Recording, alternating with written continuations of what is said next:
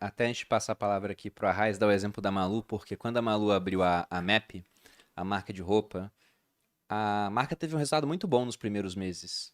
Praticamente, sabe, o investimento tava lá e com certo retorno, mas era um retorno pequeno, né? Porque afinal tava simplesmente começando o negócio. Só que a Selic já tava em patamares altos, e não altos como agora. Tava acho que na Uhum. casa de uns 10%.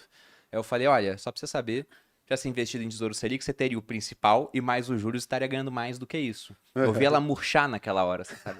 A alegria saindo do corpo Uhum. dela. Não, mas é triste.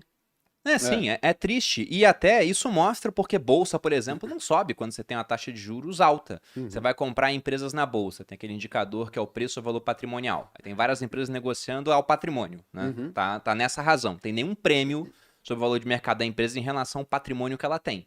Aí você vai olhar a rentabilidade que eles conseguem sobre o patrimônio líquido da empresa. E tá abaixo da Selic. A É. empresa consegue rentabilizar o patrimônio em 10% ao ano. A Selic rentabiliza em 13,75, né? Bruto, sem contar ainda a parte de impostos. Então você vê, cara, vale mais a pena para esse pessoal da empresa vender a empresa, pegar esse dinheiro e investir em Tesouro Selic.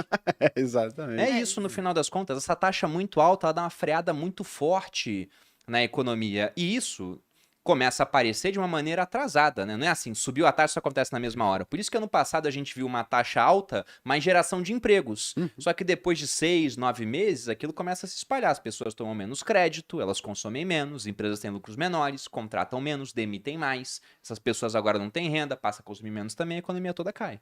não, só Perfeito. para explicar, né? Então, por que, Malu, você está sendo burra de empreender? Porque tem muito mais do que isso, né? A gente está, no caso, diversificando, está construindo uma marca onde Foca em longo prazo, né, Boldo? vai além do lucro imediato. Então, eu nem tiro o lucro da empresa. Então, tem várias coisas envolvidas. Para as pessoas que empreendem para ter o lucro imediato, de fato, teoricamente não faz sentido, porque você tem o risco, né? O meu tá dando certo. Imagina se não tivesse. Se Sim. tivesse dando prejuízo, aí eu ainda está no prejuízo, no É. caso. Até porque se você espera um E a momento bom pra chance. abrir, aí um monte de gente vai abrir nesse momento. É muito Sim. mais competição, enquanto no momento bom você já tem um nome consolidado, porque tem muito Uhum. menos competição agora. Sim. Não, mas o caso de eu abrir um negócio, né, nesses momentos, as pessoas já. É desafiador. Mas é o É. seguinte: é como se você estivesse comprando uma ação agora que paga dividendo. Você vai falar o seguinte: nossa, o dividendo é, sei lá, de 7% ao ano, que porcaria. Né?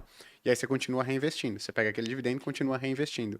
Quando você vai ver o seu dividendo, né, sobre o seu custo lá atrás, depois de 5, 10, 15, 20 anos, você vai ver e falar o seguinte: nossa, de dividendo hoje eu tô ganhando 10 vezes por ano que eu investi lá atrás. É. Né? Uhum. Então também tem que levar isso em consideração. Nós e o Barça. É, a gente É. tá. É que eu pego o exemplo do dividendo, que é o Não, mais mas simples, esse né? exemplo é muito bom. Eu tenho conta numa plataforma que foi um aluno meu do Viver de Renda Turma 10, o Rodrigo Poveron, que criou, que é a MyProfit. E eu tenho, por exemplo, no quadro do YouTube onde eu tenho Viver de FIIs, eu compro fundos imobiliários, o indicador que eu mais gosto de olhar da minha carteira de FIIs é o Yield on Cost, que é Uhum. justamente isso.